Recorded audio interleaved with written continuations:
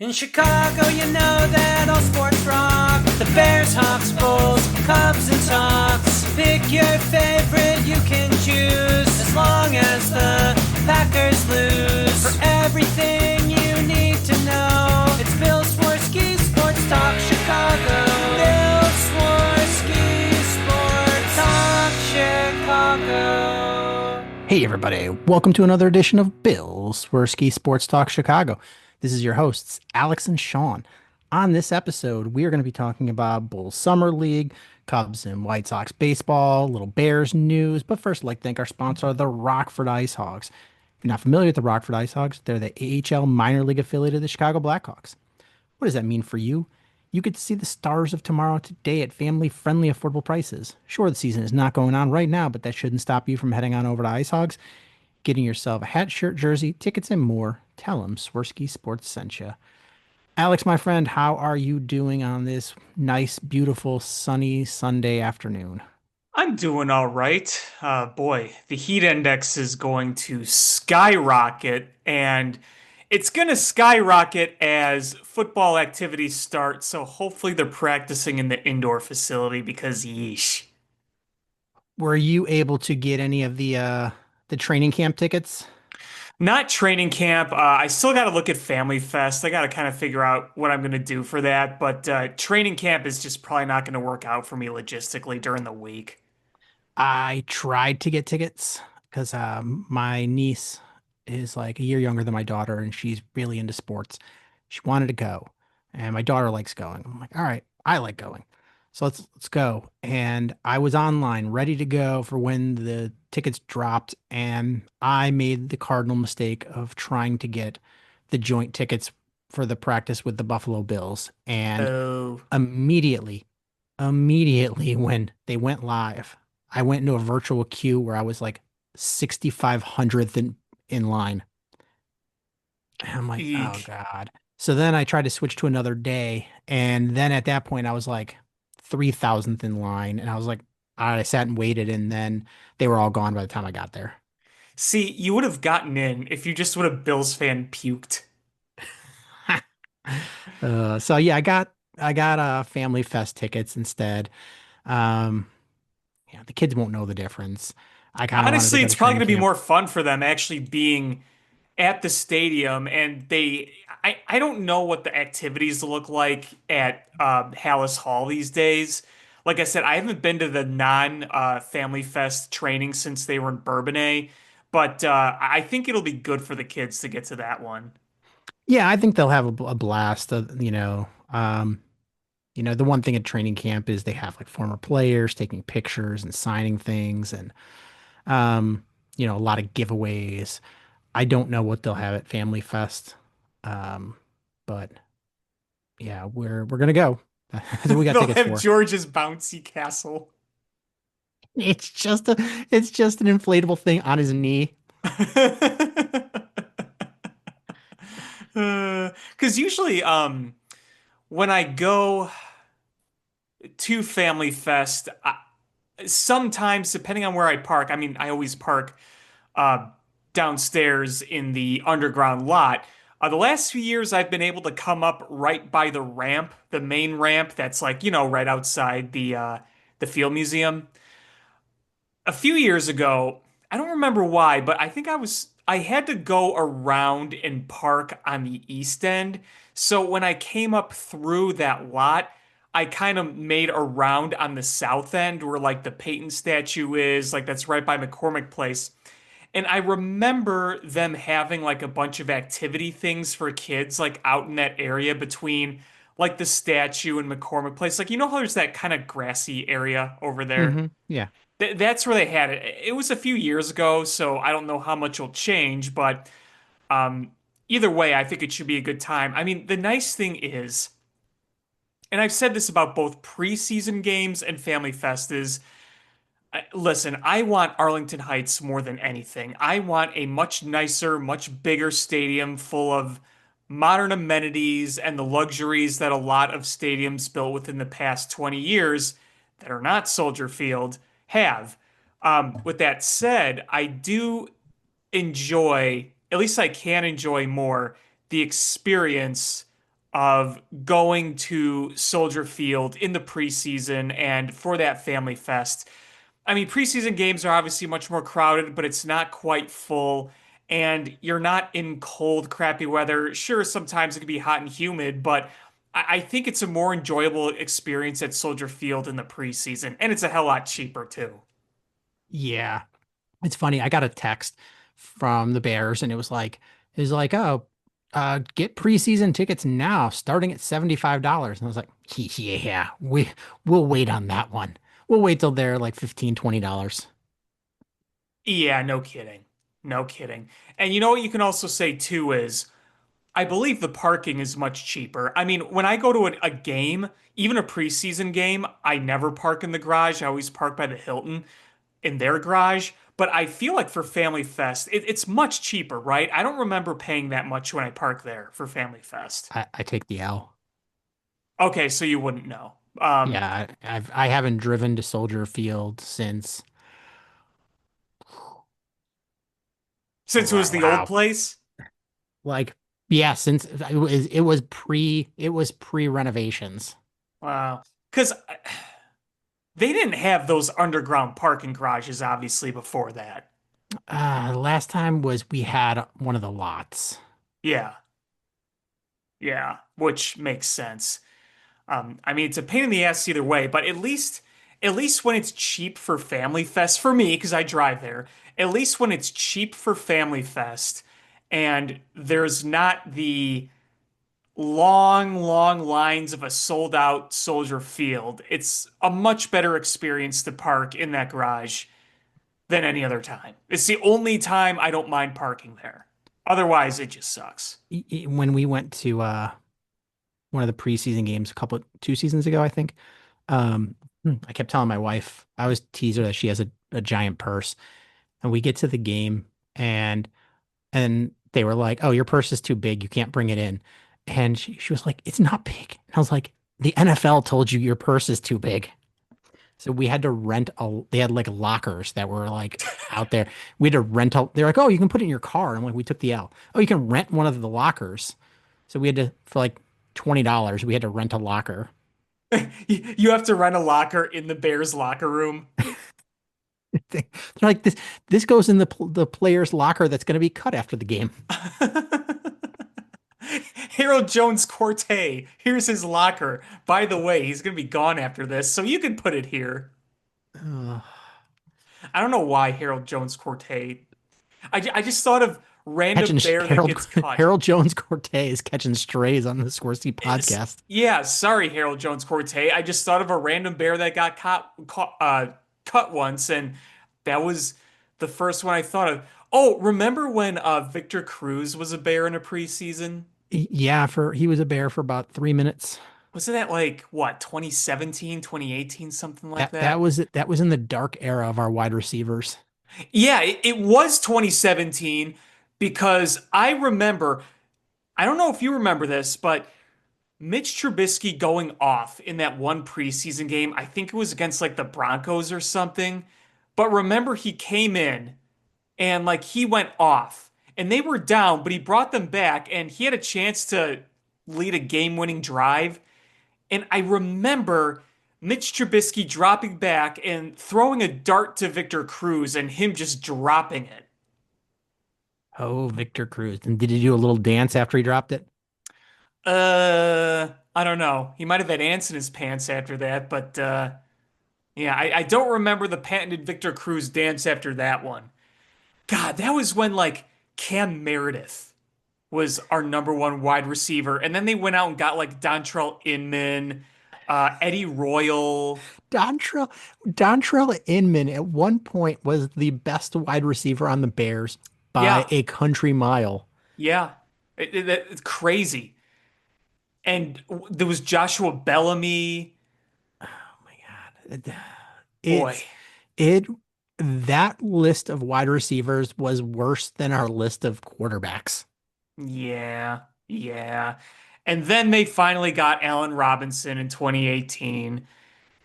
And then the high hopes of Anthony Miller, they drafted him, which looked promising in 2018. Then after that, and then they signed, Wait, oh, wait, wait, wait. remember, They traded up to draft Anthony Miller. They did. I forgot about that. Oh, God. I just, that was one of the most, you want to talk about disappointing draft picks? That was really one of the more disappointing ones in recent years. And there have been a ton of them. I mean, going back to even Shea McClellan and Kevin White, the list goes on, but Who oh, was the tight end we drafted in the second round? oh, I was Adam just thinking about him Shaheen. the other day. Adam Adam Shaheen, Shaheen. baby Gronk. And I bit hard on that. I bit Oh, hard. I thought, hey, you're thinking outside the box. You got some really, really nice traits here. Nope. Delulu got me again. yeah, Adam Shaheen. You know what? He actually had a couple of like decent seasons with the Dolphins. Yeah. I mean, not Baby worth a Gronk. second round draft pick, but No. No. Good old baby Gronk. Baby Gronk. I feel like anytime you give somebody the nickname Baby Gronk, that it's Never just like works. it's like when you give the name Baby Jordan. No, it never, ever, ever, ever works. Didn't they call Avisail Garcia baby Miggy at one point? I believe so. Yeah. There was That a guy that was he was played for USC and he they called him Baby Jordan. His name was Harold Miner. And man, did he suck in the NBA. Blech. Baby Jordan. Baby Jordan. Somewhere in my house, I have a Harold Miner rookie card, and I should put it with my Jerome Walton rookie card as things that are not worth anything that I was banking my future on. See, you know what would be really funny is if the market on that thing kind of changed, where it's like you look at it as, hey, they were a top prospect. They were hyped. They end up being a bust. Everything became so worthless with them, people just trashed it. Now it's actually kind of an oddity. You know what I'm saying? I Like how wish. many I've got a lot people of those things. how many people have a card of that guy these days? Do you think a lot? Unless they're pack rats, probably not. They probably got rid of them. Right. And it's, you can hide it with your Greedo rookie card or something. Literally, I'm holding a Greedo trading card right now while we're talking. Okay, I want all of our listeners to know we are not in the same location when we record these shows. I'm holding a Greedo and it is slabbed. And I swear Sean did not tell me about this. You know what? Now that I think about it, what if, listen, you and I have been doing this show together since December of 2016, okay? Almost a decade. How do I know you haven't been holding that Greedo card every single show that we've ever recorded? This is literally the first time I've ever held that card while recording. Uh-huh. I Uh-huh. swear. It just Uh-huh. happened. It just happened to be next to where I'm recording, and I picked it up because we were talking about cards, and I picked it up, and I was like, I never looked at the back of this card. Does it have Greedo statistics on there? And um I picked it up, and then you're like the Greedo trading card. And I'm like, I'm holding one. It's made by Topps. It's a part of the Star Wars Galaxy set. Baloney. I just walk around with it like a pacifier. Well, no. This is what it is. You're technically telling the truth because you're holding this card. You just never hold that card before. You have millions of those same Greedo cards. You just hold a different one every single time. Uh, So yes, you are holding that Greedo card during our show for the first time, but you've held the same one, same type, a million other times. I see what you're doing. so while we're talking football, should we just jump right into Bears a little bit? Yeah, I say so. Big week. Yeah, it was. So, it's funny. I was going to bring up on the show, I didn't bring it up last week because I wasn't concerned about it because the second round picks, the Bears had their entire draft class locked up except for their three second round picks. And you had a lot of people online starting to get antsy about it. And I didn't because of the what 30 something, it was like what 35 second round picks, whatever it was. I think somebody had an extra one. But there were the 30 something second round picks, only like three of them had signed. And it was Well, very, see, oh, go ahead. oh, well, see, I just, my whole point here was going to be you're just seeing how the market is trending. Yeah. Like these guaranteed deals, guess what? In a second round, welcome to the new normal. Yeah. And it's just, that's what it was. It was just a fight over whether that was going to happen. And uh, you saw I think two teams did it. And then all the agents were like, well, we're going to hold out for it too. Because the amount of money, and I think that's where a lot of Bears fans were confused. They were, oh, Bears are being cheap. The money's set. It's the money is the money. They're slotted. The money doesn't change. You don't set the value. The league sets the value. So it's about language in there. So there's like offset language. So like you could have language in this, the contract that says if you get cut and you get signed to another team, whatever your salary is for that other team, we deduct that from what we owe you.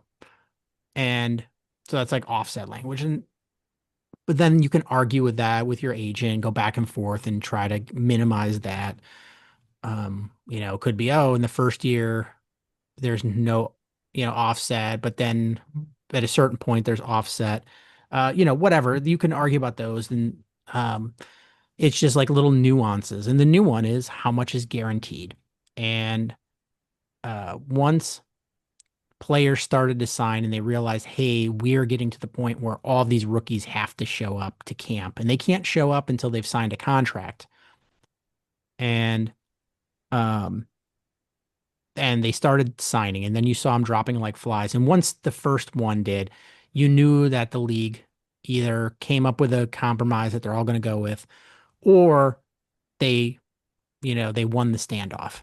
And once I saw the first one, I was like, all right, the Bears are going to, they're going to follow suit. And then they announced Shamar Turner signed, and then Ozzie Trapillo, and then the one holdout was Luther Burden, and then they announced him later on. He was one of the last ones, but they gave him that fully guaranteed contract.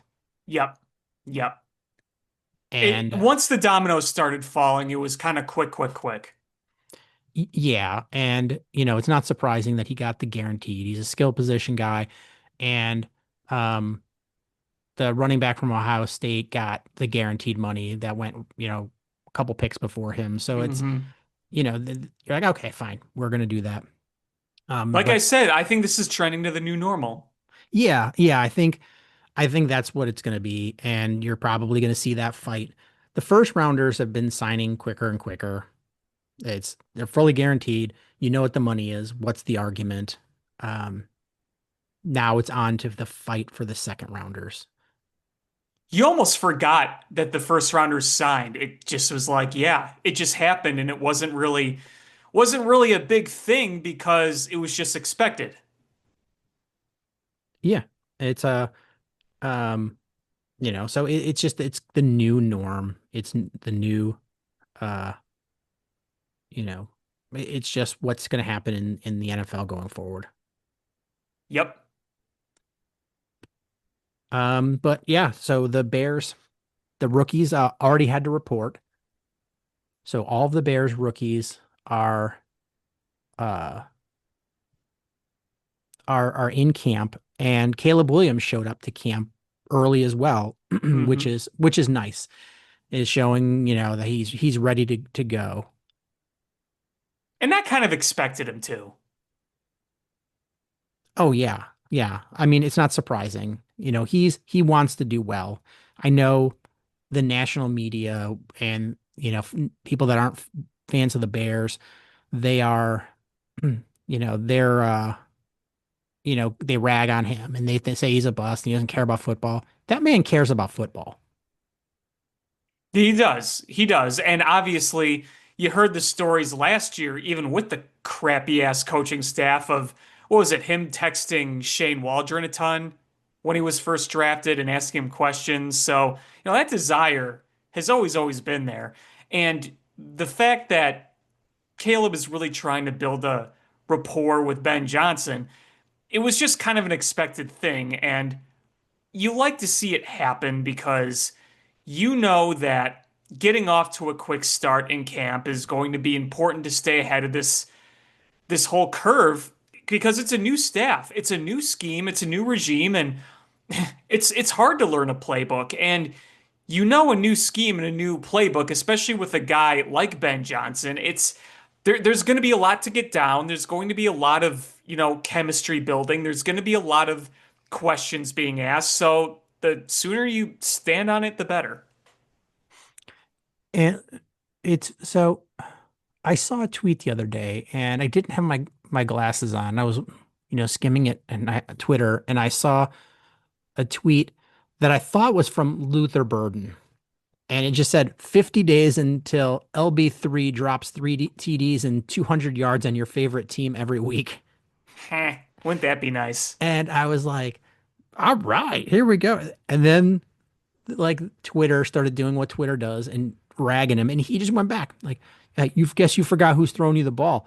And he just put the picture of a goat. Uh, and somebody else like was like, you can't self promote until the season starts. And he just put a picture that said certified retard. And I was like, oh man, Luther Burden going hard. And then I looked closer and the Twitter, it's a picture of him. It's got the blue check mark and it says Luther Burner the third. Oh, oh, And I was like, oh, damn, I was really hoping Luther Burden was just like a dog like that. oh, got had. Well, you know what? I got had on Twitter the other day too. And it wasn't related to football or even sports. You know the big news that's going around, right? Which big news? You know, Coldplay's playing. Yeah, There's a okay. CEO and his head Former of CEO. HR, former Former CEO, CEO. yes. So I think it was the day the news broke, and there was a fake statement released that was made to look like that guy, Andy, whatever his name, released the statement. And I fell for it. And then a few hours later, I saw somebody say, oh, that was fake. And then I saw, oh, there's a community note on it now. Okay, there is no statement. It was pretty believable. I miss the days where only like you could believe blue check marks. You can't. You can't Yeah, now because most of it's just rage baiting. yeah, and I remember those days where you're like, oh, blue check mark. Uh, that's really a guy. That's It's the really a opposite person. now. Yeah, It's the yeah. exact opposite. But then I saw like there was like a note if because I didn't click on the full like statement. I just kind of saw it. But like I think somewhere on that fake statement there was like a D's nuts or a ball sack like report something on it. So it's like, oh, okay. Now I see it. But yeah, I was had. And I'm kind of ashamed. Yeah, I was had, and then, and I was like, "Ah, I'm enjoying this." And then the next day I went to send it to a friend and I had my contacts in and I was like, ah, son of a bitch. Nah. Yeah, that's tough. That is tough. But I will say this too. When you see these accounts online, you are not only asking about the information, but if you see images, this could be sports or anything, and it could be somebody posing as somebody or somebody posing as somebody that has sources, whatever. But with AI now and with the way it's getting sophisticated, or even people using Photoshop, you always find yourself second guessing things. It's getting to a point where I see a video that's legit, and in my mind, I'm like, is this AI? It kind of looks like AI, but it doesn't. And yet my brain is telling me, no, no, this is AI. You don't trust it. It's very weird. Yeah, I hate the AI. Unless it's like something that's obviously AI.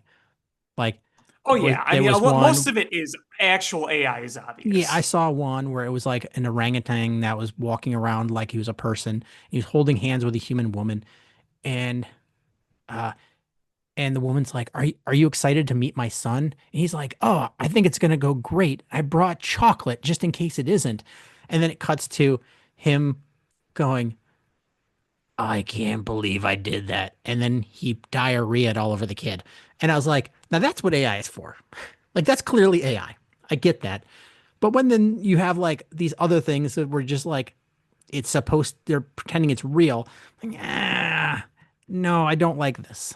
This is too close to uh, you know, some sort of dystopian movie. Yeah. Well, you know what else is funny is if you watch an AI video and the beginning of the video looks real. So you think the video is real, but then something happens that's either absurd or like there's a movement and then something absurd happens. Like it goes from looking real for a split second or two to like, oh, that's completely fake. But like at first it looks real. You know what I'm saying? Yeah. Like there was this one like with a bridge, like a glass bridge. And there's these two people sitting in the front, and there's a bunch of people like standing in the background on this bridge. And it looks like a couple like taking like a little photo vlog, like a photo and then like filming something. Like they take the selfie and then they start shooting like footage, like, okay, we're gonna do this vlog now that we've taken a picture. And you're like, okay, that looks legit. Then all of a sudden, like somebody trips on something and then the glass breaks and then all these people just fall off. And the way the people all fall just looks like really, really fake. You're like, okay, that looked like a real selfie. That looked like the real beginning of a video. And then boom, just clearly fake. Yeah, I saw that video. Yeah, I saw that crazy. one. And I was Yeah. like, "Oh man, this is great. Hey, wait a minute. Wait a minute." Wait, is that a video of Ding Dong George? Wow, he's got a green crayon. Wait, that's not right. Now he's growing antlers and running around and flying over Soldier Field. That's fake. The first sign was he didn't have the purple crayon. Wait a Like, minute. That's wait a bullshit. minute. That's not right. AI Or got that wrong.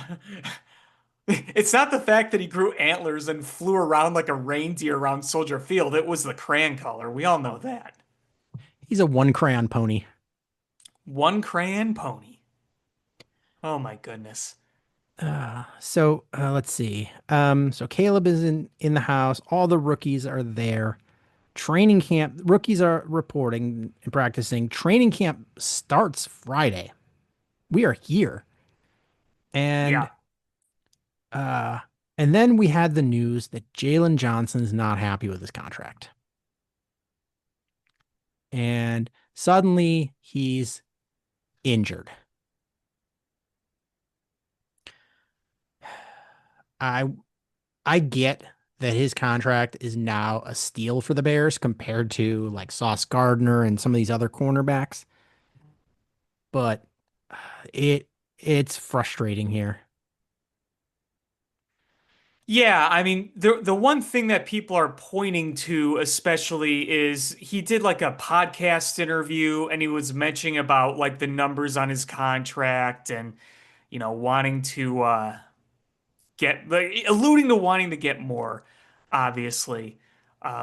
I don't remember if that was a podcast or a TV show, but it was some sort of program where he was being interviewed remotely. Um, but it definitely caught eyes because the quote was, "Oh, it's the Rich Eisen show." Really, just seeing a lot of the other corners getting paid. I almost feel like we might have another discussion coming up here soon. The market is moving. That's right. It was on the Rich Eisen show. I knew it was on something, but yeah, that's one of your most important defenders right there. And Yeah, you want him on the field. You want him ready. yeah. And when they released yesterday the non-football injury list, you're just like, ah, crap.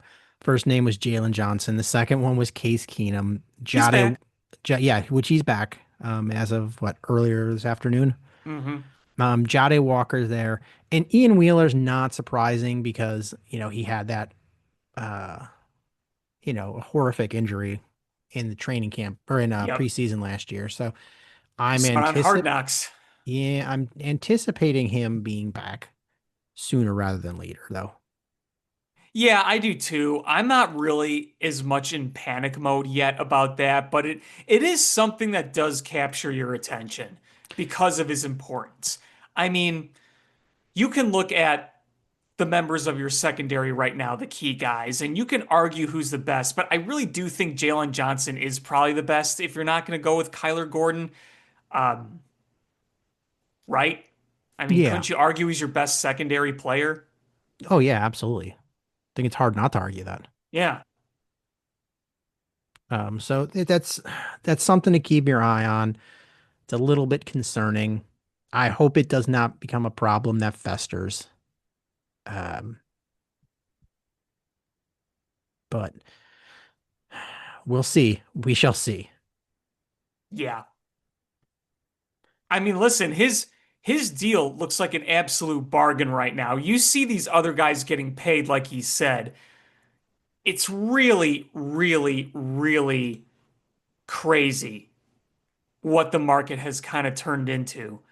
I mean, because didn't Sauce Gardner just get a deal? Yeah, here it Yeah, is. 30 million a year for Sauce 30 million a year for a for a corner. corner. Hmm. That's insane.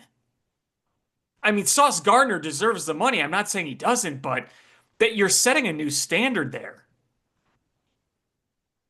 Yep. Yep. I hope, I just hope that, you know, they meet, they talk, and, either say, hey, listen, we'll revisit this at, sometime in the season or in the off season, just play football. And he comes to that conclusion that that's what he's got to do. Um, I don't want this to fester. You've got the Bengals who've got two issues that are festering, and um, you don't want to have a situation like that. No, no, you don't. Like you said, keep an eye on it. I'm not worried, but we'll see how things progress. Yeah, I mean, but speaking of the Bengals, like that Shamar Stewart situation, oof, Mm. oof, I think I would. I'm getting to the point where I think he might just sit out the season and get redrafted next year. You think it's gonna go? You think it's gonna get to that? I don't know. I mean, he already was supposed to have reported yesterday, Right. and he can't report because he doesn't have a contract. And he's been practicing with Texas A&M for like a week now. And I know the internet was like, "Oh, he's going to go back and play for Texas A&M." He can't. He can't play for Texas A&M. He can practice with them, but he cannot play for them. Hmm. His options are he might be able to go to like CFL maybe, but he can't play in the NFL and he can't, I mean, until he signs a contract, and he can't go back to college because his eligibility is done. So, um, all he can do is just stay in shape and not get hurt. Right. Yeah. I mean, I think it'll all work out eventually. But it's definitely not something you want to see if you're a Bengals fan. Wasn't it? Wasn't it Roquan Smith with that holdout with him? Hmm. Yeah. It ended up not really mattering because, they eventually got him in camp. And his rookie year with the Bears in 2018, he was great. He was very, very good. But it's still not something you want to see. And, Shamar Stewart is a very highly regarded prospect. Very, very highly regarded. So it's going to get a lot of attention.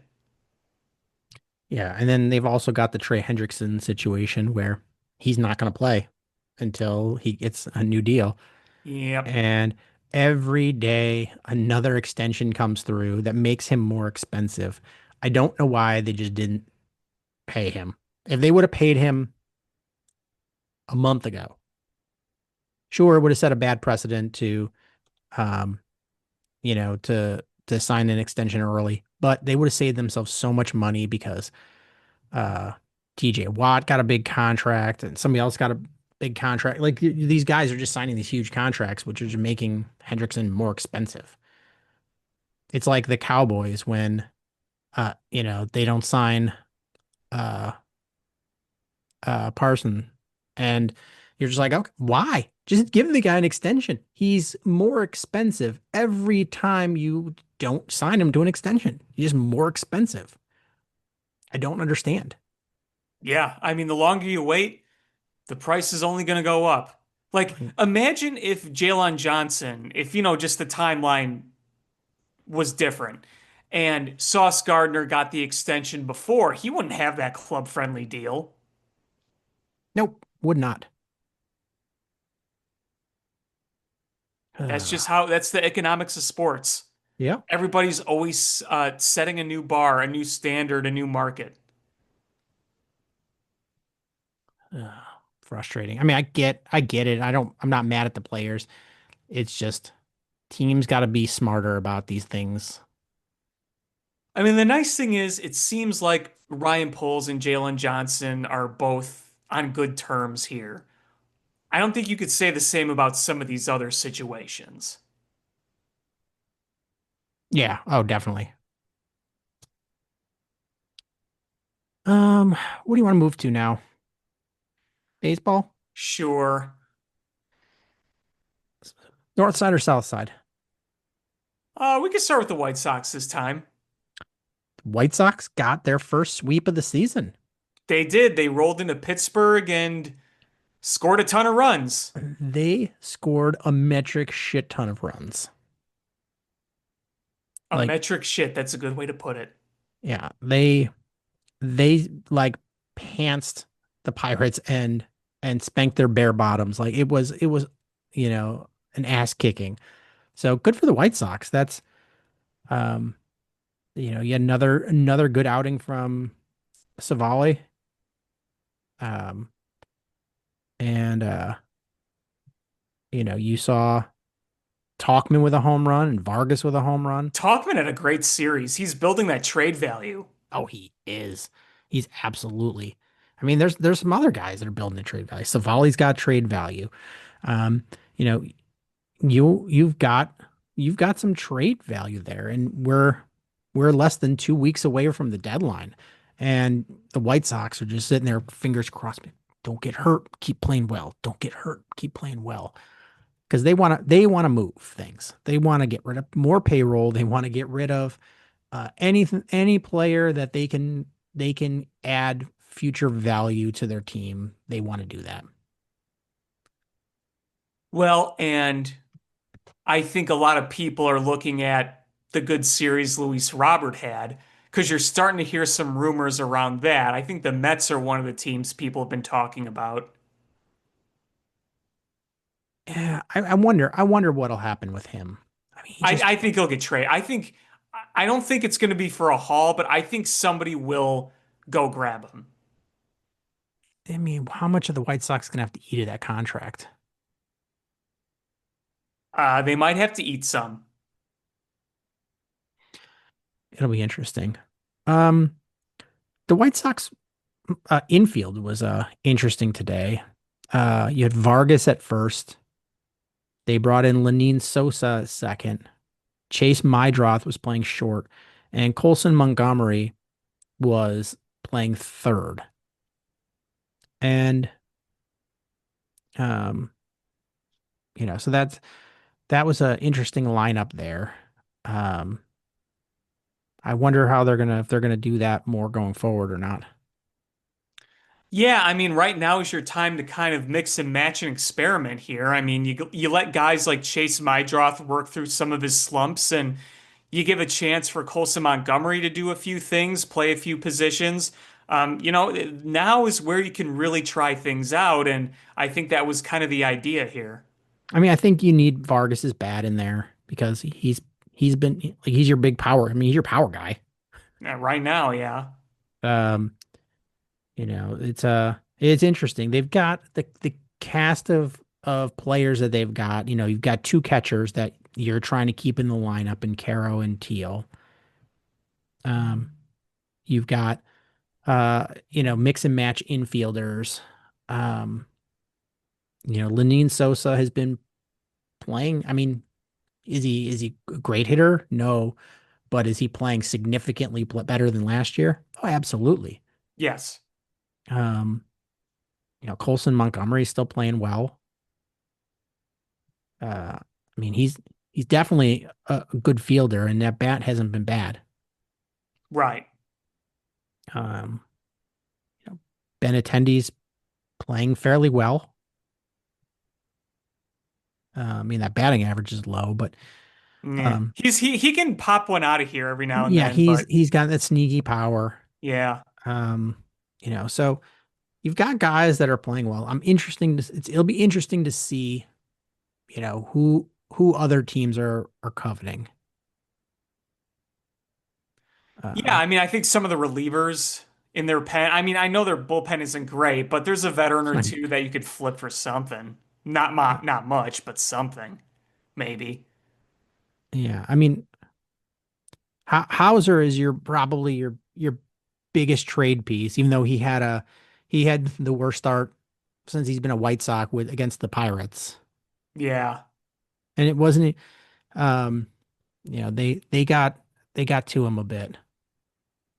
Now his ERA is up to 1.89, Oh man. So high now. right? Um, yeah, but the White Sox, I saw some people online, right? The White Sox, they beat the Pirates. It's a Major League Baseball team. You swept them. Like Yeah, and you beat him good. like there was no questions there. Yeah, Um, just be happy with that. It's your first sweep of the year. yeah, now you just build on that. You Yeah. could try to go for a four game streak against the Rays. Like, I know the Rays are a lot better than the Pirates, but they're not they're not unbeatable or anything. So, No. you just try to keep that up. I mean, it's um, you're gonna finish the season in last place. I think we're at the point now where uh, you can't do anything about that. But you know what? You Not could with that attitude. you could you could be like, you know what? We're gonna do our best to not lose 100 games. Yeah, it's something like that. Um, I mean, what are they at? They're at the 100 game mark. Uh, Hard to believe already. right? I mean, they if they start playing better in this last 62 games, if you don't lose triple digit games, like that's a huge I mean, I think that's a huge accomplishment based on where they Absolutely. started. Compared to where they were last year, what a big swing that is. Yeah. Where they were last year and where they started off this year. I think that would be a huge accomplishment. And right now they're on pace for 105 losses, but you got 62 games. Um, so let's see. Dun, dun, dun, dun, dun. 65.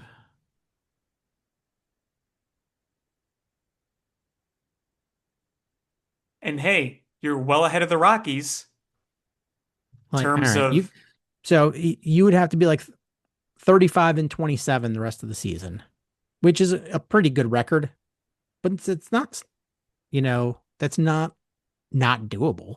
even if you don't get it, at least strive for it. Yeah. Um, that's all you can do is give yourself momentum finishing the season. Absolutely. The Pirates had a better record than the White Sox. So it's not like they punched down. They beat a team No, with a better record.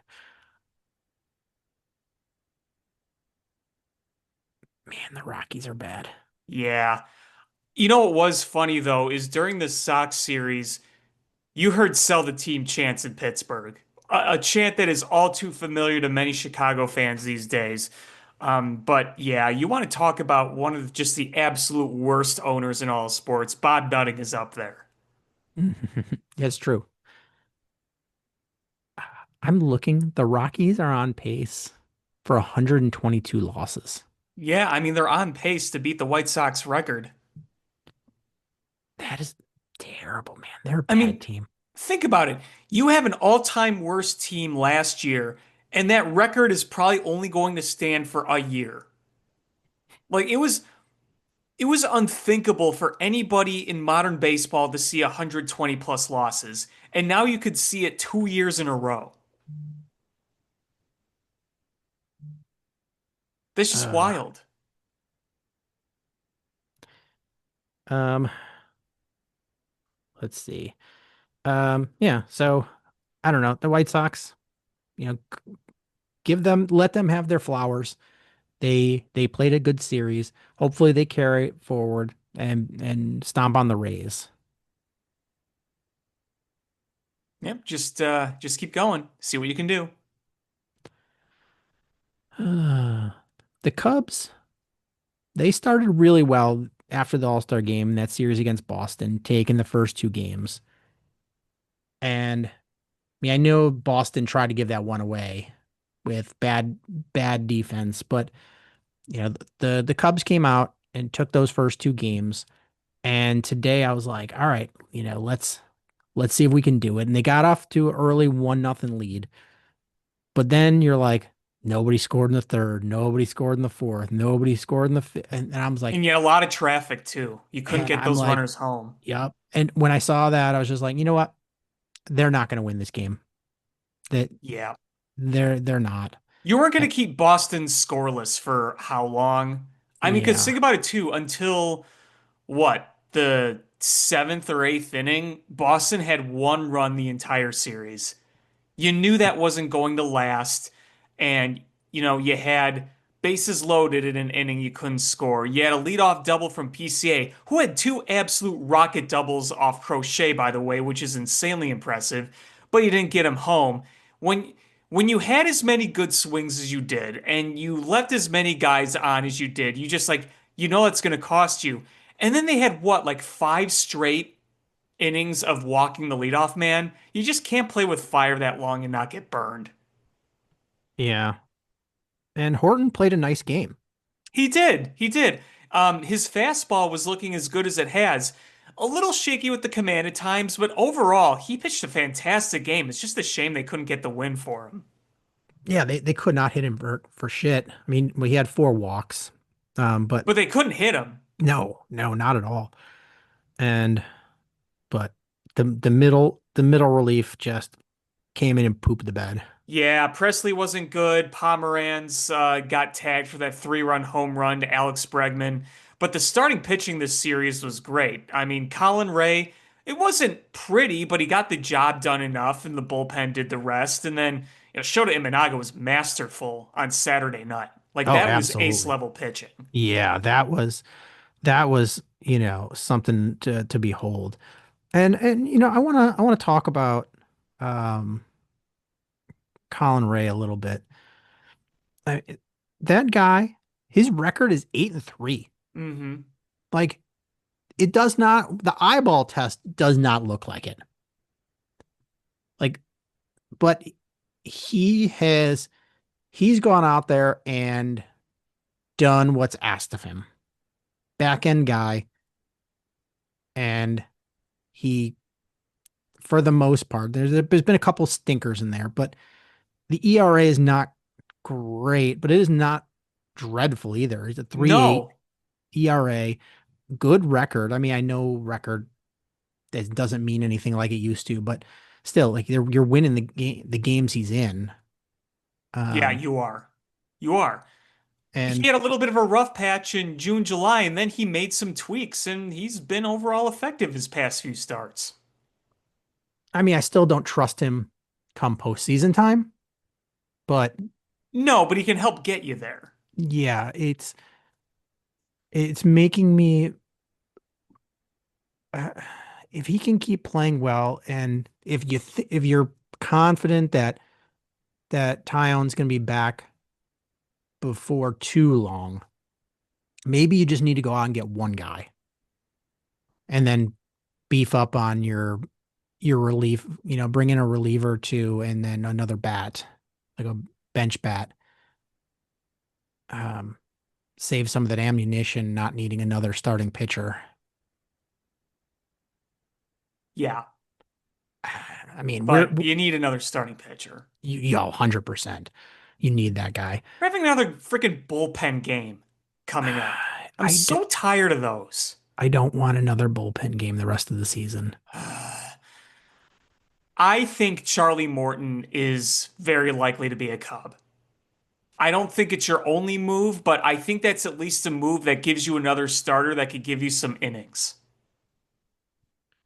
Um, yeah. I mean, I saw the Phillies just signed Dave Robertson. They did, yes. But he hasn't pitched at all this year. No. Um,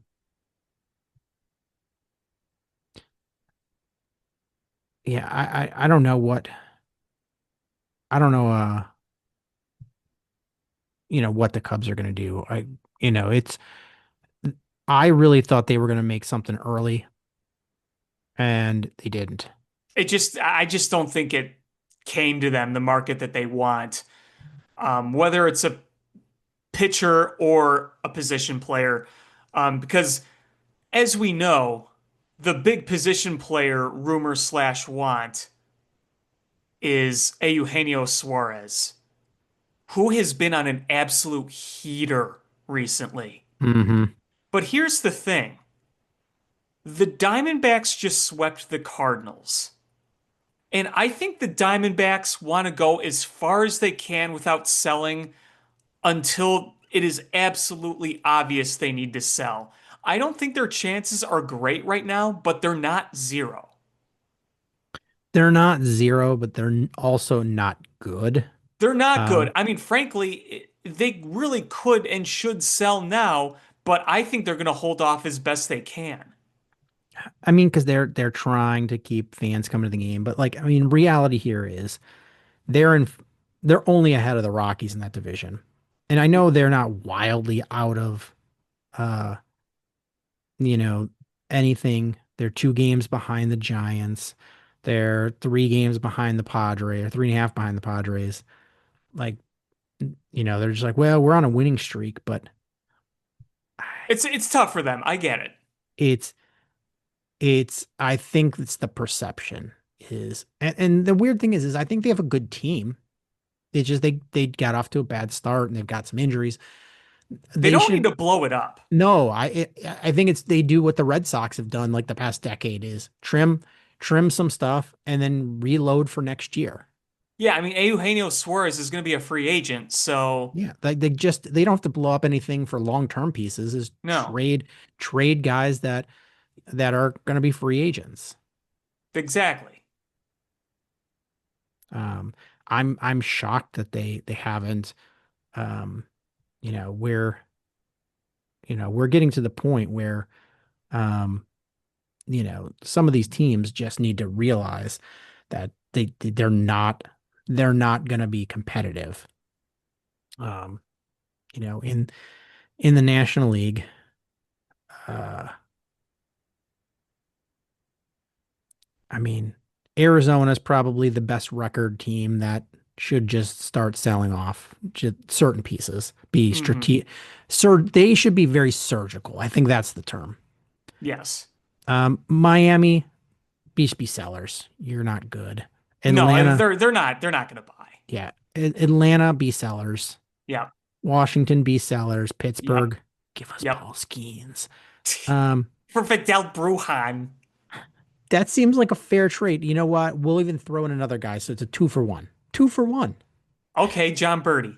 Yes, we'll give you both. That's a pretty generous offer. 2 guys. Two for the price Colorado, of one. Colorado sell, White Sox sell, A's sell, Baltimore sell. Um, I say Kansas City is probably that first one where they're just like, do we, don't we, do we, don't we? Hmm. Um, Hey, a lot can happen what they do against the Cubs in these next few games. Yeah, I think you can really rattle them, make them push to the sell pile. I was hoping Texas would be sellers, but they are right in that wild card hunt now. Yeah, because there are a lot of teams out there where there are pieces that I want, but I just don't think they're going to sell. That includes the Rangers. That includes the Rays. I've talked about Drew Rasmussen and Fairbanks before. Those are two pieces that I think would be good, but the Rays are right there. So Yeah, Cleveland is lurking. I don't think Cleveland's good enough. But Oh, I don't think so. I don't think the Twins are either. I don't think oh the no, Angels. no, the Twins are not good enough. Yeah, but they're close enough in the wild card standings where I think they don't think they should be until that very last minute. Same thing with the Angels. No, Um, I'm with you. I'm with you. It really could change with some of these teams over the next week. This next week could give us a very clear picture oh because yeah. it could also muddy the waters too. You could have more teams hanging in there, or you could have a team or two that kind of drops out, and you're like, okay, it's just not going to happen. So we'll see what we're talking about in 7 days. Yeah, I mean, it's like Cincinnati's a team. They're right in the wild card hunt. So I mean, they have a reason to, but you look at them and you're like, all right, they're ascending. Like you don't want to blow that up or even cut pieces because things are going well. Um, I mean, honestly, if I'm St. Louis, and I'm not selling, but I'm willing to sell certain pieces. Or Yeah, I don't they're clearly not good enough. that pitching is really falling off. They're not good enough. I mean, the Diamondbacks just absolutely kicked their ass. Yeah. And I mean the Diamondbacks are a very good team. I Pitching you hasn't been good, and they've been hurt, like you said. yeah, if you so like if I'm them, yeah, surgical guys that you're not going to re-sign, move them and reload for next year. Um, so I mean honestly, if I'm any of those GMs below the Giants in the standings in the wild card standings. I'm just making that move, trying to Mhm. trying to set that market early for those teams like the Cubs that would love to make a move and might even be willing to overpay for that extra 2 weeks or a week and a half of having that player. Mhm. I mean, you think about it, it's if you bring in a pitcher, there's a potential that's, you know, 3 starts. I mean, At least d- two. yeah, that depends on who it is, but yes. Yeah. So I mean, if you were able to get somebody front end starter early like this, those those 2 to 3 starts, it's looking like that's going to be very very important come to the end of the season for the division standings. Hmm. Because as of we're recording this, the Brewers are on a 10-game winning streak and now have caught up to the Cubs, See, and this they was beat the one thing. shit out of the Dodgers. This is one thing I wanted to talk about because this run the Brewers have been on has been absurd. It's been absolutely absurd. And I don't want to take all the credit away from them, but wow. You realize that, like, since early mid-May, they've won 75% of their games over like 2 months. They've played 750 baseball. And it's wild too, is the run differential. I mean, it's good, but it's nowhere near the, the top teams in baseball with the run differential. They don't play like other teams. Like if you look at a lot of like the metrics, the advanced metrics, exit velocity, barrel percentage, like the OPS, it's nowhere near the top, but they find these ways to win. They have just absolutely nasty starting pitching and a great bullpen, and they don't slug, but they have a high contact rate, so they just keep putting the balls in play. and they run them out. It's very old school, but man, they make it work. And boy, today the Dodgers made three freaking errors. Like, I don't want to take away credit from them for much of what they've done, but they've also gotten some huge breaks in some of these games. And I get it, that's part of baseball, but man, man, they just won't stop. They just won't stop. And I keep telling myself, they're not going to win 75% of their games the entire year. They're not going to be on a 120 win pace all year. But they just keep continuing to win. Yeah, I was like, oh, well, they're gonna play a bunch of games against the Dodgers. All right, they'll cool off.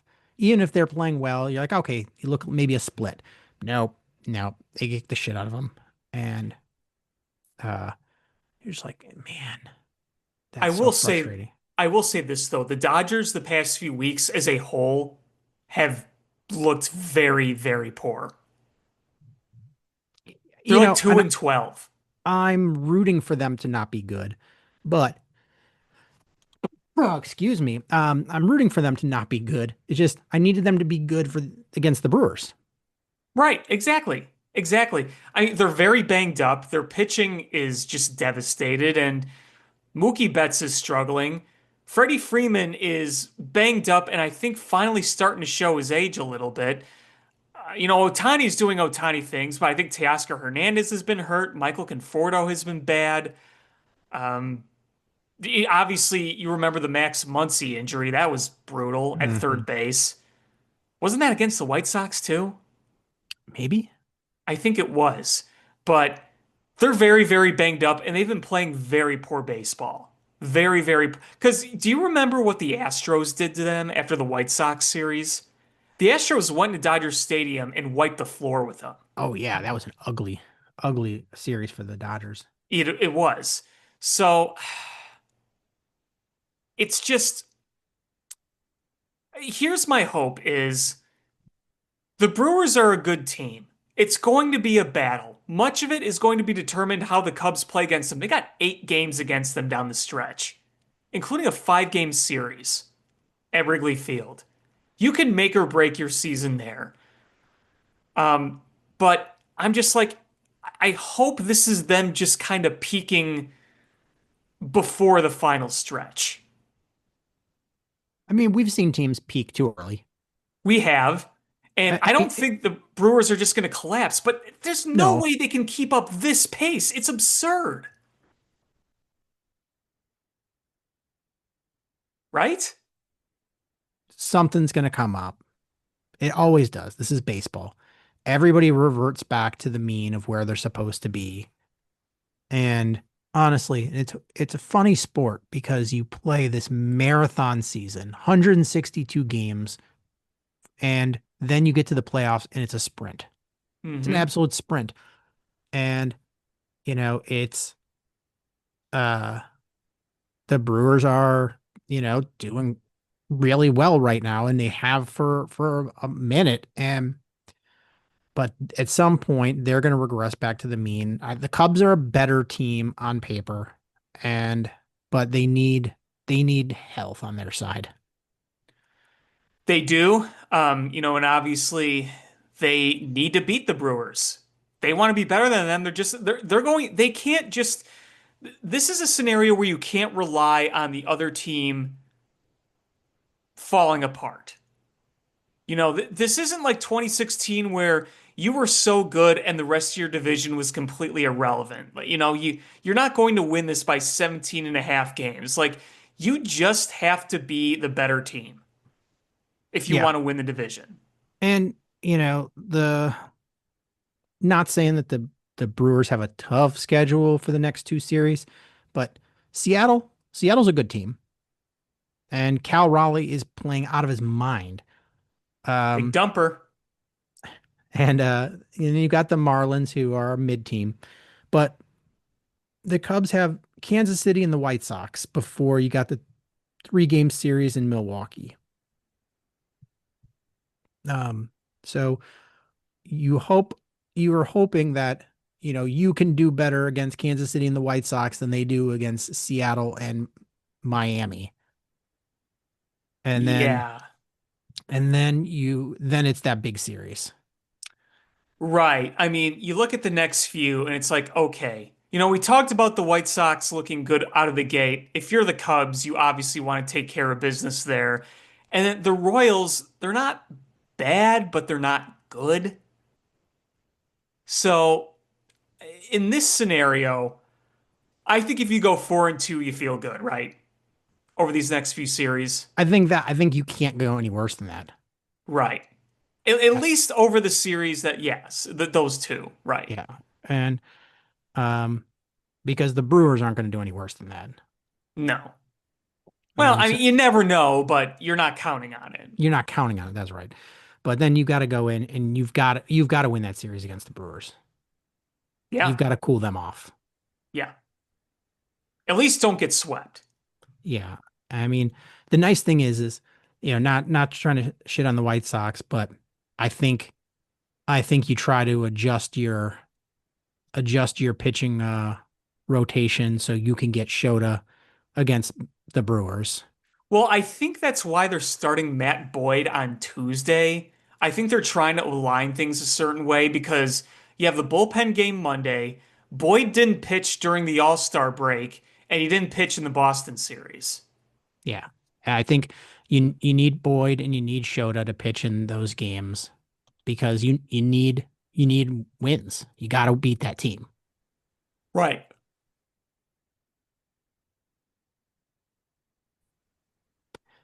So I have a question for you. Hmm. All right. So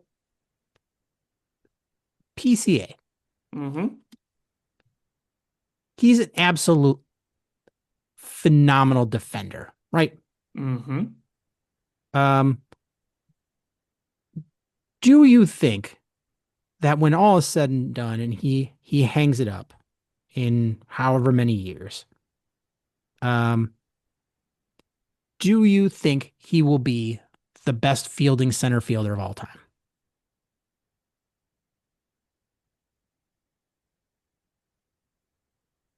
I think he'll be in the top 10.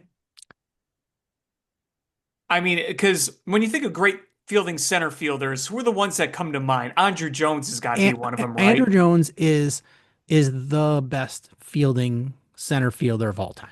Hmm. Like, and Willie Mays too, by far and away. Willie Those Mays or are Willie Mays Hayes? Willie Mays and Andrew Jones are the two best fielding center fielders of all time. Like, just hands down, they're the standard. Um, and and then after that, I'm gonna throw a name out there that it's tough because it was pre anything. Tris Speaker, um, Kurt Flood, Jim Edmonds, Paul Blair, uh, Jim Edmonds was good, but sometimes I think he embellished his plays a little too much. Gary Maddox. Um, so Where's my I, boy Kenny Lofton? I mean, I don't know how high he ranks in there. Ken Griffey, I Yeah. don't know how high he ranks in there either. I mean, they were both good defenders, but I I mean, don't know if young Ken they're, Griffey could probably, but I mean, when as he got older, not so much. yeah. You, uh, like the metrics so far of PCA, like he's, I They're think he's, insane, I think he's first in baseball in defensive runs saved. Um, probably. and those like stats were like 5-star catch. I think he's got like 2/3 of the 5-star catches in this. Like, sure, it is early on, but um, by the end of the season, his ward just defensively is probably going to be 2.5 or more. Hmm. Um, I mean, Andrew Jones had 200 and wait, where did it go? This is stats. That guy was ridiculous. Um, 235 fielding runs above average. Jeez. Willie Mays was 185. Like uh Andrew Jones had 10 gold gloves and 24 and a half D war. He should be in the Hall of Fame in my opinion. I think so. Um yeah, Willie Mays was 185 defensive runs saved, 12 gold gloves, and approximately 20 D war. Um, but you know, I think PCA, I think he can be in that conversation if he just doesn't get hurt. No serious long-term injuries. Um, we saw uh, you know, like a Chris Bryant type thing where the shoulder and the back just Yeah. like, you know, God forbid that happens to PCA. But I think the guy is just such a spectacular fielder. I mean, even if you hate the Cubs and you don't like him, it's hard to not watch him play defense and just be wowed. The jumps he gets, how fast he is. There's catches you just like, he made that spectacular catch look routine. Just make it look routine. I think he gets bored out there how good he is. Yeah, really. It's sometimes you wonder, oh, he made a few diving catches, but how come he's not doing it every night? It's like, well, he's getting to spots where people would either have to dive or not get there at all. Yeah, he just gets there. Like, I mean, there was one where statistically they said it was like a 20% chance of making a catch, and he slowed down and jogged the last like couple feet because he Hmm. got there so fast and with such a jump.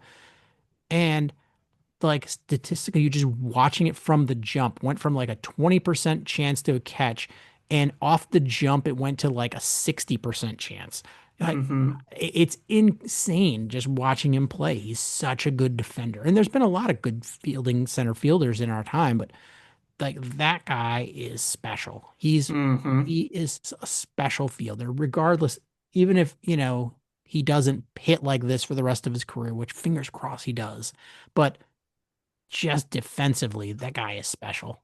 I mean, those swings he had on Crochet today, two just absolute rope doubles. That was just insane. That was a good trade. Which one, the PCA or the Crochet one?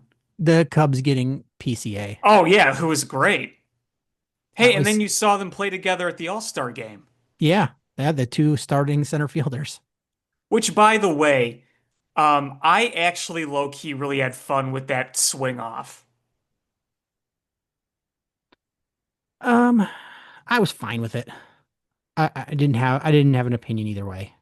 I enjoyed it. Because you know why? It's the way the home run derby's supposed to be. You get swings, it's either a home run or an out. Because with the new timer that they've had for the past decade, you're constantly switching back and forth. You can't enjoy the majestic home runs because it's just constant. Yeah, I don't like the timer. Um, but I I don't know what the right thing is. But it's um, I it I don't know what the right thing is. I don't know if they've fit yet. Yeah. Um, da, da, da, da. I'm just trying to see something. I'm looking at where is it? Were you trying to find your purple crayon? I'm trying to find my purple crayon. I was trying to see what Almago's stats are looking like. I haven't checked in a few weeks. Yeah, I mean, they're pretty good. And obviously, he's been a center fielder. And it's just kind of funny. You trade Javier Baez to get PCA, and then they both end up in the same All-Star game together, and they both play center field. Javi Baez. That OPS is it's 744, 272 batting average. I mean, it's not where he started off the season, but that's not bad. No, no, not at all. Um, you want to talk a little Bulls? Before we do, there's one more Cubs point I wanted to Uh, bring up. oh, I know what you're gonna say, and I totally forgot about it. Yeah. So, Ryan Sandberg, you saw the statement that he put out, right?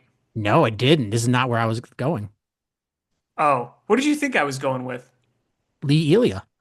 Oh, well, yes. Motherfucking cocksuckers that come to the ballpark, they don't have jobs. Yeah, Rip Lee Elia. If You you know don't what's know funny? I the, didn't know he was still alive. yeah, I, he's been around. Wasn't he in his 80s or his he 90s? was 87 when he died. Yeah, God bless him. He He lived he a was long just, he was life. like a week before his 88th birthday. Yeah, good for him. Life well lived. His major league debut was with the White Sox, and his last appearance in baseball was with the Cubs.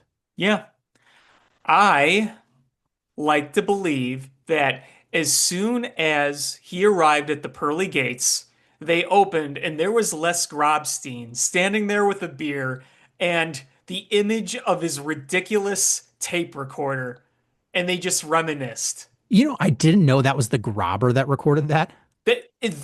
That rant would not be known to anybody if Grobber didn't record that. God bless the Grobber. I Seriously. didn't realize what a gem he was until he was gone. Oh, I love And Grobber. uh so yeah, the Grobber, man, rest in peace to that guy. Yeah, to both of them. But there is a podcast. It might have been when he was on the score, but if you look it up, he told that whole story of how he recorded that Lee Elia rant. And for those of you listening that don't know, Lee Elia was the manager of the Cubs in the early 80s. And in 1983, the year before Jim Fry and they got good, the Cubs weren't doing so good. And after another loss, it was in April. Lee Elia went on this tirade when he was talking to a small group of reporters, including Les Grobstein. Lee Elia did not know, despite Les Grobstein having that massive freaking pack on his belt, which was the microphone, that he was actually recording the conversation. So he recorded it. Les Grobstein did this long, not long, it's only a few minutes, but this winded rant that Lee Elia went on. And next thing you know, he's showing it to Harry Carey. And then it got up to Dallas Green's office. And Dallas Green was the president of the Cubs at the time. And Dallas Green called Lee Elia to his office. This is well after the game was over. And that's when he found out that that rant was being recorded. So if you do not know the Lee Elia rant, look up the Lee Elia rant because it is hilarious. Yeah, do yourself a favor and just go to YouTube and listen to it. It it is don't do it where there's children around or at work. Um, do it somewhere else. It Or if is great Granny Ma is around. yeah, don't do it in front of your Meemaw. Although It Mima might remember that and laugh. it is it will give you a good chuckle. Yeah, it will. Uh, Um, but I oh go ahead. no, sorry, go ahead. I was just saying I just looked up the Sandberg news. Oof, man. So this is what I wanted to talk about. So he released that statement last week, late last week. And did you see that both John Lester and Kerry Wood were wearing Sandberg jerseys this week? I did. I saw. Today on the broadcast in the Cubs game, Jed Hoyer was in the booth, and it was a very eulogy type tribute to Ryan Sandberg that he gave. Nothing has been detailed, things are vague, but the language isn't encouraging through all this. Like you just saw that statement, right? Yeah. Yeah. I mean, You when know where I'm getting at, right? I will just say that prostate cancer when it goes metastasizes to other organs, it's not good. No. That goes from that survival rate drops significantly. And we saw Ryan Sandberg constantly posting through his cancer, in the past. He was very upbeat, in good spirits. He was making public appearances, even if kind of limited in terms of interaction with the fans. But you're not seeing him. And, he's talking about spending his time with his family and friends. And I think the writing might be on the wall here. And that makes me incredibly sad. Yeah, I don't want to get the cart in front of the horse, but yeah, I mean the fact that people's reactions to that is not good.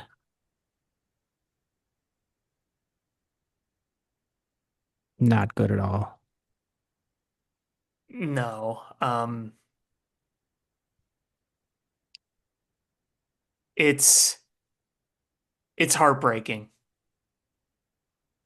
It really, really is. Yeah. Ryan Sandberg is one of my all-time favorite baseball players. There are so many people who are Cubs fans and watch baseball because of him. Oh yeah. And I know that this is personally impacting a lot of fans out there. I never watched him play. I was never really around for his playing days.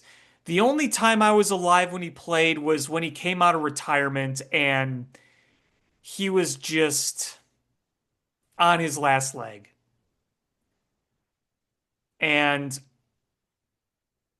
even so, I know the impact that he's made, and I've always been a huge fan of his. Yeah. I mean, like my all-time favorite baseball players, Cal Ripken's number one, but Mark Grace, Ryan Sandberg, Andre Dawson, Dave Winfield, Dave Parker. And we just lost Dave Parker just what, 3 weeks ago? Yeah, it was within the last month or so. Yeah, it was in June. Um, so I'm like, man, lost one. And you start looking and you're like, man, like Dave Dave Winfield is in his mid 70s. And, you know, uh, Ryan Sandberg has had the bad prognosis. Um, Mark Race has had a long history of uh, drinking. Um, Andre Dawson is in his 70s. Andre Dawson is in his 70s. Hmm. Like, man, it is it's tough. It's you start looking at that. Cal Ripken is about to turn 65. All my favorite players are just old men. Well, a lot of my players in my childhood, their sons are playing or getting drafted. Oh, I know. It's wild to watch that. Yeah, Uh, let's switch to something a little more upbeat. the Bulls. Yuki Kawamura. Yuki time. I saw that news that they signed him to a two-way contract, and I'm like, I don't know who Yuki is. And it's funny because I was on YouTube typing in Yuki Kawamura, and in the middle of me typing it up, Gary calls. Answer the phone. He's like, on the podcast, you've got to shout out Yuki. And I'm like, it's funny because I literally, like, your phone call interrupted me typing in YouTube, like, for clips. And I'm Great watching, minds think alike. I start watching the clips and I'm like, all right, this guy's a lot of fun. Is he going to be spectacular? No. Is he going to play in the NBA? Probably at some point, but he's 5'8".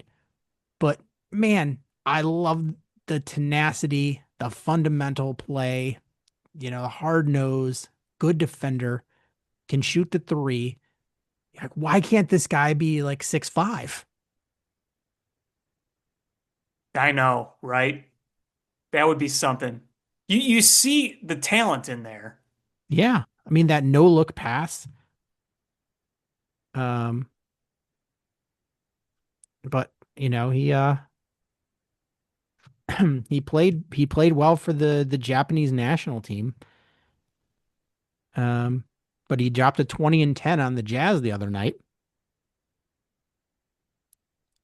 Yeah, it Hmm. can't hurt.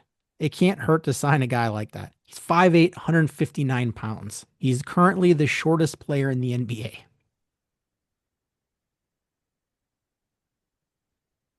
The shortest. According to Google, it says quick facts. He was born May 2nd, 2001. He went to Tokai University. He's 5'8", 159 pounds, NBA status, shortest NBA player. Wow. So yeah, I had a blast watching him. Now it makes me want to go watch between Matas looking good and now Yuki. You're like, all right, this actually looks fun to watch. As fun as it can be with this team. I mean, you're not going to win anything meaningfully, but you might as well have something good on it, right?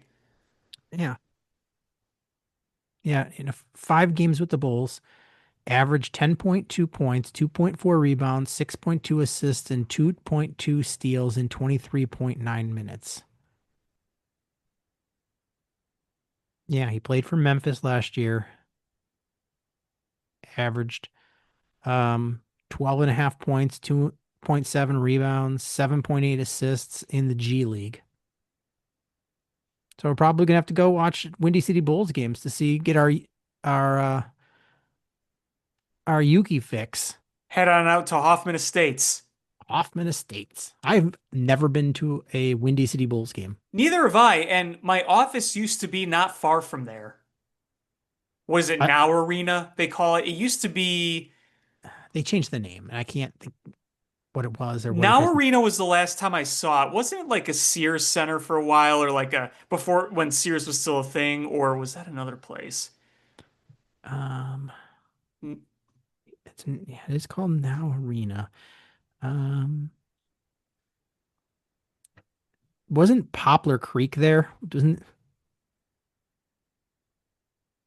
Now Arena. Okay, we're gonna look it this was the up. Sear it was originally called the Sears Center, Uh-huh. then the Sears Center Arena. Now it's the Now Arena. Yep. No, I remember because like after a while I still called it Sears Center. I'm like, oh wait, it's now Arena and Sears no longer exists. They've had hockey there. So here's The Chicago Hounds. yeah, the Chicago Hounds of the UHL, the Chicago Storm, that was a soccer team, the Chicago Chicago Shamrocks, spelled with an lacrosse X. The with an Chicago Shamrocks with an X. the Chicago Slaughter. I remember them. They were around for a few years. The Bliss, The Bliss, yep, the Lingerie Football League. the Chicago, Outlaws, who were they? Semi-professional box lacrosse team in the box lacrosse league. Like some of these leagues, I just never. I remember the Chicago Express. Were they I get really them. only around for a year? I feel like they were around longer than that. Huh. What the heck is the MISL? Major Indoor Soccer League. Major Indoor Soccer That's what League. What the M is. The Chicago Soul FC. The Chicago. I'm looking at the Chicago Express. Their mascot was a moose named Trax. Traxx. That's awesome.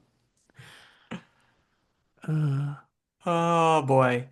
The end of their inaugural season, the Express folded outright. There were a myriad of reasons for this. Firstly, the Express could not hope to compete with the Blackhawks and the Wolves. The team had no radio and television deals and were not promoted on those mediums. The team also had a hard time drawing fans to Hoffman Estates from the heart of the city. Well, yeah, I mean, you're not affiliated with anybody. Well, Trax no, was a or they horse, not were. a moose. Oh, was it a horse? I thought it was a moose. I Oh, yeah, that is a horse. I'm looking at the Wikipedia page and it says But he moose Trax the tracks were a horse. thing. Why wouldn't it be a moose? I don't know. He kind of looks like a moose. He does. That's why I said he was a moose. I'm looking at a picture of Trax with Santa Claus. Huh. Oh yeah, I see that picture too. Okay, so they were affiliate. So they were ECHL. They did have an affiliate. They were affiliated with the Blue Jackets. Okay. Um, yeah, the Express finished last in league in average attendance with 2,508 a night. I just don't think that was a very good location for a hockey team. No. I mean, you're like Rockford, the Rockford, that's all they've got. They don't have Right, anything right, else. right. And You you're have your far basic. enough outside.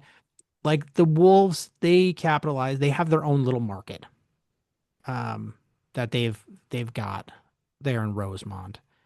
Um, Right. but like where those Hoffman Estates people, like they're either gonna go to Blackhawks, Wolves, or maybe even Ice Hogs. Like where there's not a big enough audience there. It also helps with the Ice Hogs you're affiliated with the local team. Like that's a big thing.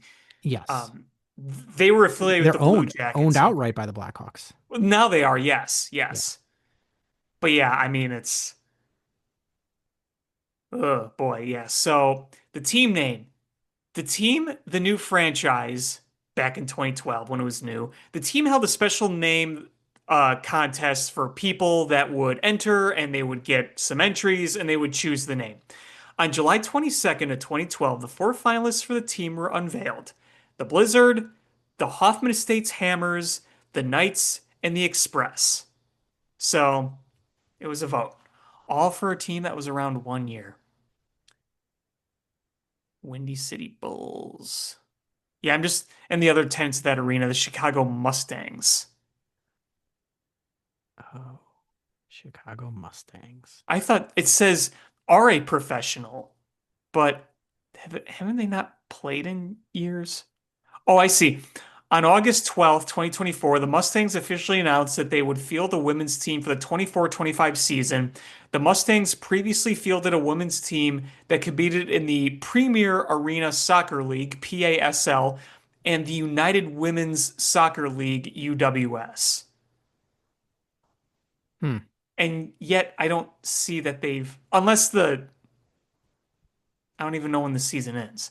But year by year, their last record It's from was 2020, 20, 2021. yeah,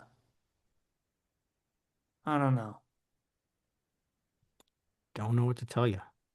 They're just, it always gets me looking at so many of these obscure leagues that like I never heard of. And like, obviously we all know minor league baseball, how that works. You and I know how like the AHL works, and even to an extent the ECHL. The thing with the ECHL and the AHL, it's always changing. Teams are Yes. always moving, rebranding, getting new affiliates, whatever. It's always changing, but you know how it works. We're like the Chicago Shamrocks with an X, the NLL. Like I know that there's lacrosse leagues, but I don't know which one's like the biggest one. The Continental Indoor Football League. Like you know the IFL, but the CIFL or the BLL, semi-professional boxing, I know what, He- never heard of it. Here we go. defunct Chicago sports teams. Oh, The, let's Ch- go. Let's go. The Chicago Packers, they became the Washington Wizards. They became my ass.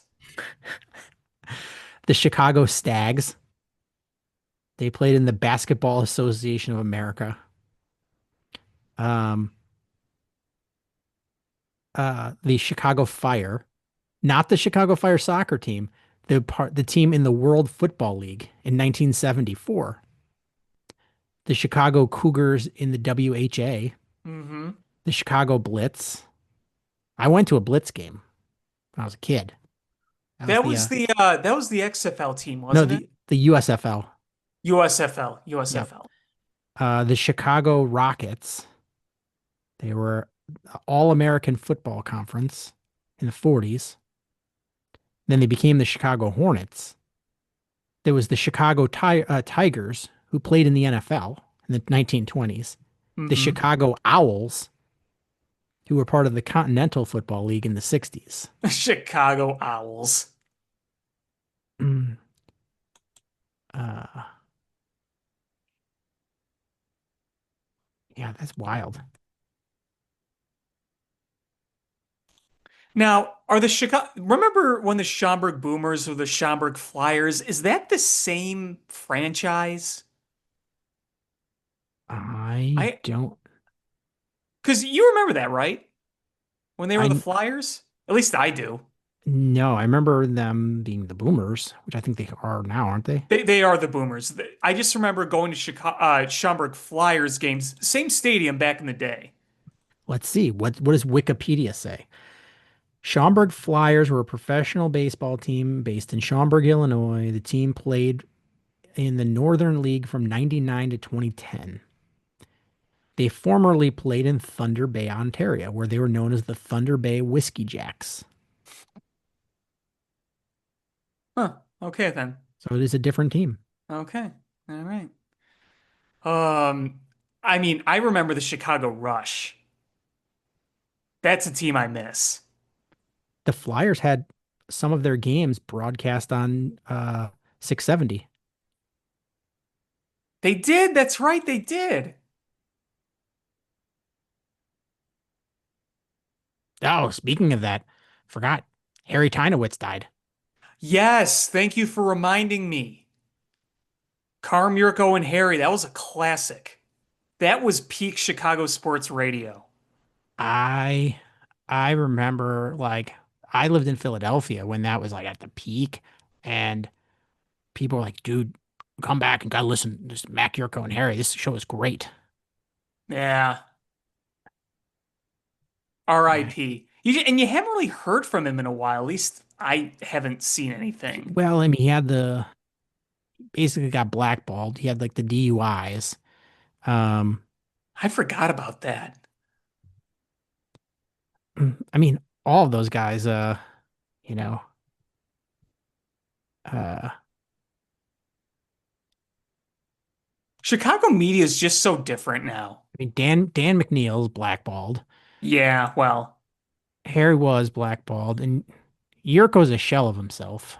yeah, Like, I mean, now he's like, he just doesn't sound like he's showing up for a gig. It's real yeah. sad.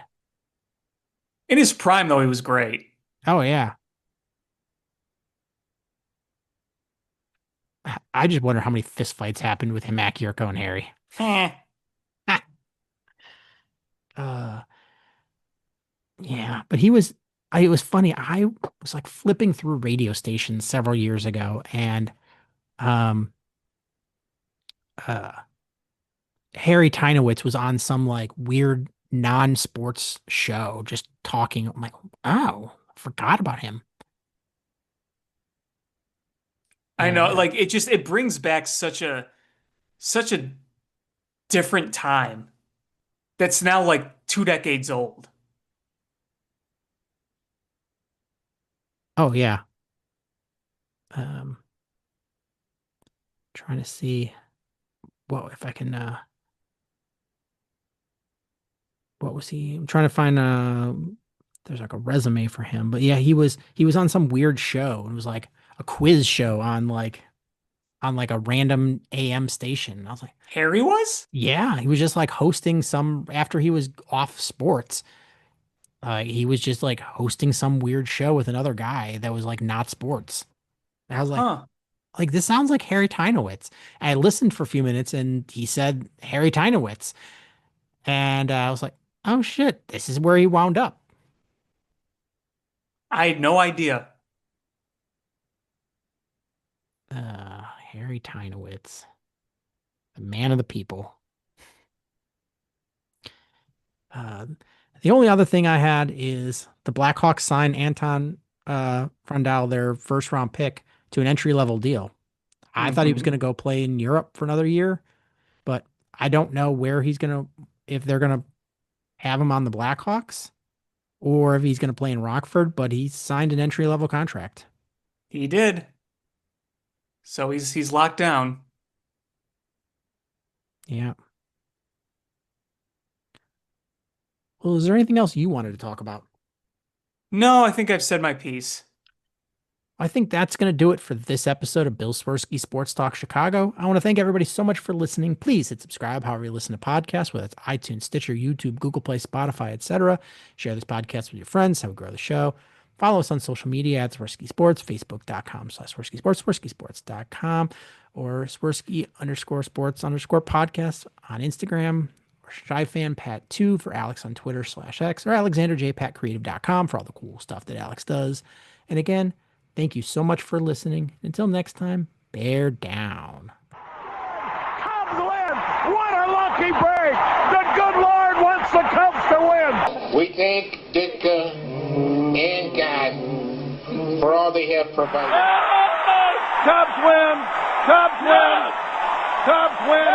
Oh, I don't want her. You can have her. She's a Packer fan. She can't fit in my van. And she looks like Remember, New Yorkers, smoking crack is not legal on planes. Bears 31 to -7. the Bears. Oh, when the Bears go bearing down.